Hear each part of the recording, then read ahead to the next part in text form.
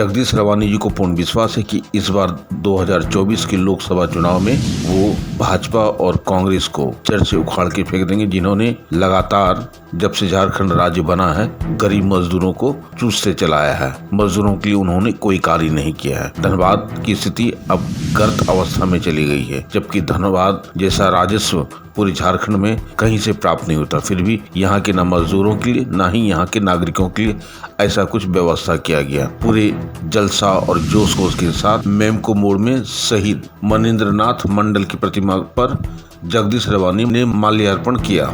जगदीश रवानी निर्वाचन ऑफिस पहुंचे और उन्होंने अपना पर्चा भरा।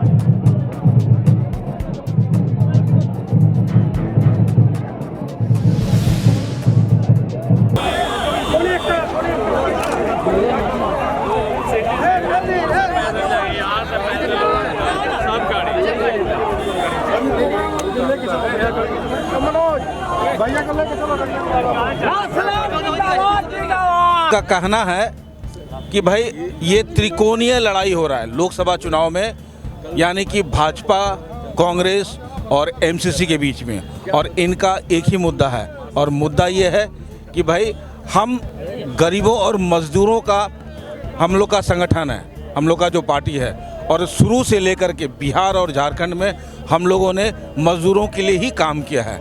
इसलिए हमें पूरा उम्मीद है कि मजदूर इस बार हमको आगे लोकसभा चुनाव में परचम लहराने का कोशिश करेंगे। हमारे बीच में एमसीसी के एक कैडर है, पहले इनसे परिचय लेते हैं।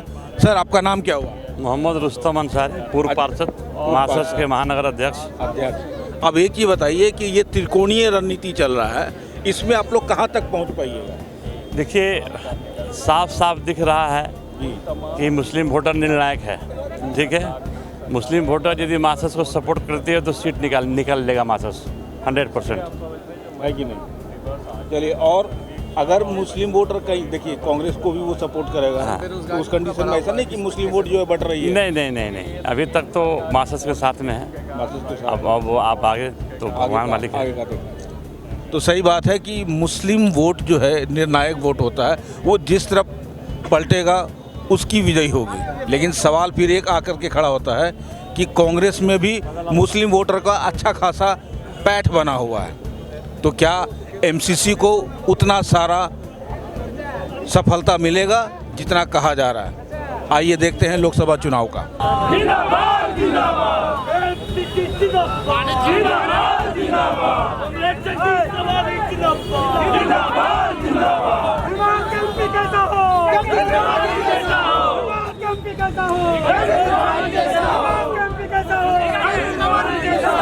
एमसीसी का अपना बहुत बड़ा एक फील्ड है मजदूरों का।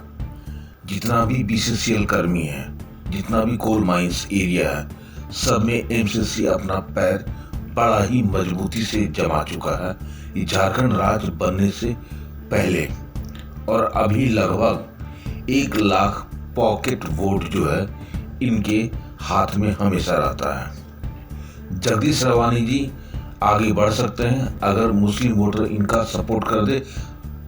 यदि मुस्लिम वोटर डिवाइड ना हो, क्योंकि कांग्रेस भी मुस्लिम का बहुत बड़ा सपोर्टर रहा है, भाजपा में भी कुछ मुस्लिम जा सकते हैं, निर्दलीय कुछ काट सकता है इनका वोट।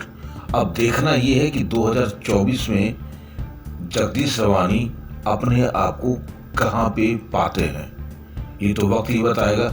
अभी लेकिन इनके जितने भी कैडर हैं पूरा ही जोश में हैं और औरदा का इन पे पूरा समर्थन है। क्या कहना चाहते हैं सर? देखिए, आप भी देख रहे होंगे जो परिस्थिति वो नहीं है। परिस्थिति इस बार 2014 से ठीक विपरीत है, और हम तो देख रहे पूरी झारखंड में सभी जगह बीजेपी का बहुत ही नज़दीकी कॉन्टेस्ट उनके प्रतिद्वंदी के साथ। कुछ आपराधिक किस्म का बात बोला जा रहा है बीजेपी के ये में, आप क्या कहना चाहते, उसके विषय में क्या कहना चाहते हैं कि ये?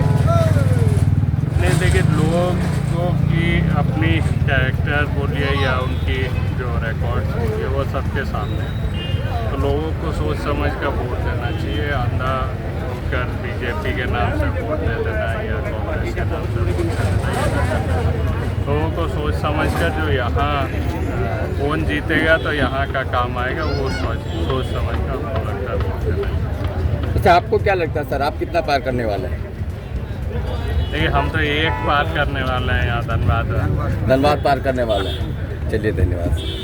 हमारे बीच में है एमसीसी के जगदीश रवानी जी, जिन्होंने नॉमिनेशन करके जो है अभी जस्ट लौट रहे हैं और आप देख रहे हैं इनकलाब जिंदाबाद।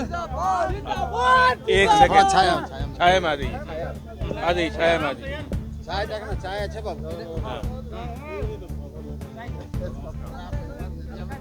ठीक है, यहाँ छाया क्या क्या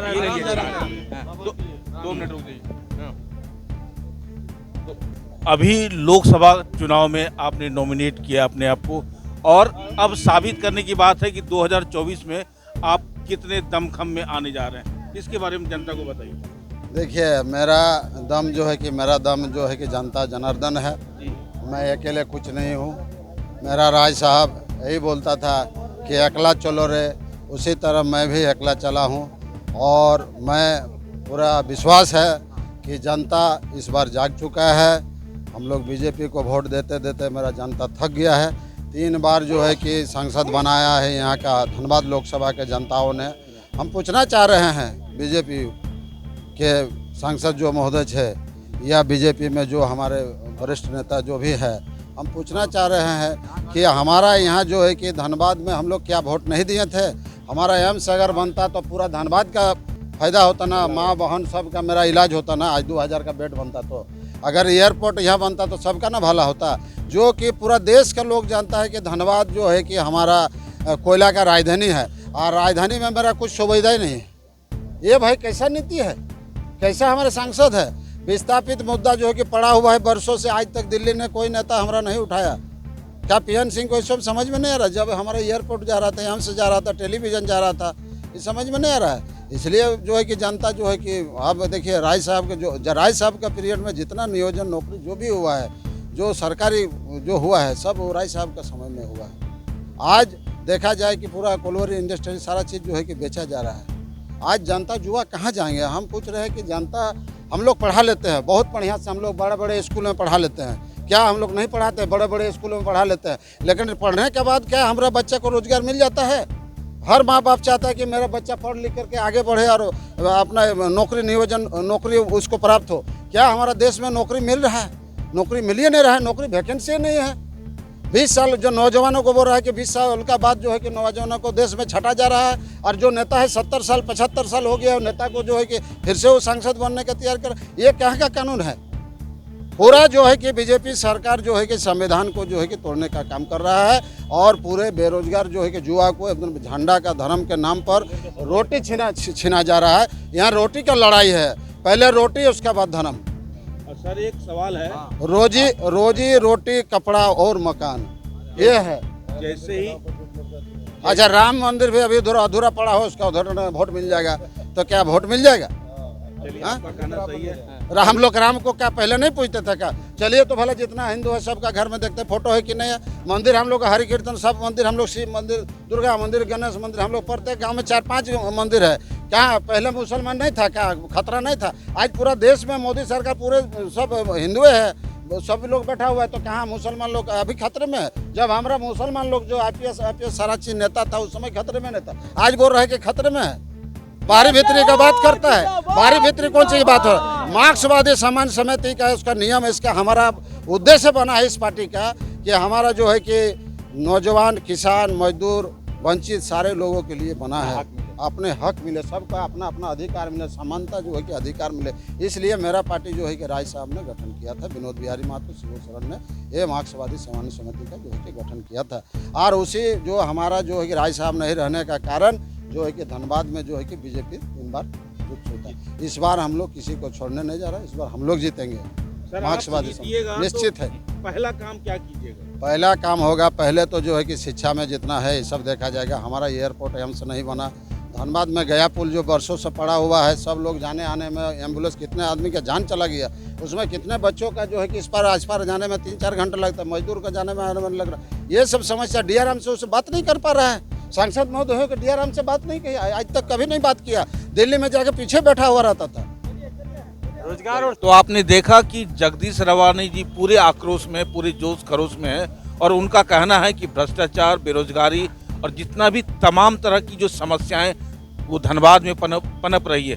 विगत 15 साल से बीजेपी ने कुछ नहीं किया है, वो बस बैठ करके जो है अपना कुर्सी तोड़ा है और कोई भी सरकार ने आज तक धनबाद के लिए तो कोई काम नहीं किया, इनका ये कहना है। और इनका कहना है कि जैसे ही मैं लोकसभा में आऊँगा मैं धनबाद के लिए पहला काम करूँगा कि भाई एम्स लाऊँगा, वंदे भारत ट्रेन लाऊँगा, बेरोजगारी गया पुल बहुत दिन से जो रुका हुआ है उसके लिए मैं सबसे पहले पहल करूँगा। बातें तो बहुत होती है भाई, नेता और जनता समन्वय तभी होगा जब वो जीत करके आए और वो काम को करके दिखा दें, क्योंकि आजकल नेता भाषणबाजी करते हैं, बोलते कुछ और हैं, जब जीत जाते हैं तो कुछ करते ही नहीं है। 5 साल के बाद फिर वो नजर आते हैं कहीं ना कहीं हर आदमी से वोट मांगने के लिए। लेकिन जगदीश रवानी जी अपना छवि कुछ अलग ही पाल के रखे हुए हैं। शायद हो सकता है कि पब्लिक इनके बात पे विश्वास करे और इनको वोट करे, ये तो जनता जनार्दन ही बताएगी। आप देख रहे हैं सब पर नजर। मैं हूं निरंजन कृष्णा, कैमरामैन चंदू जी के साथ। नमस्कार।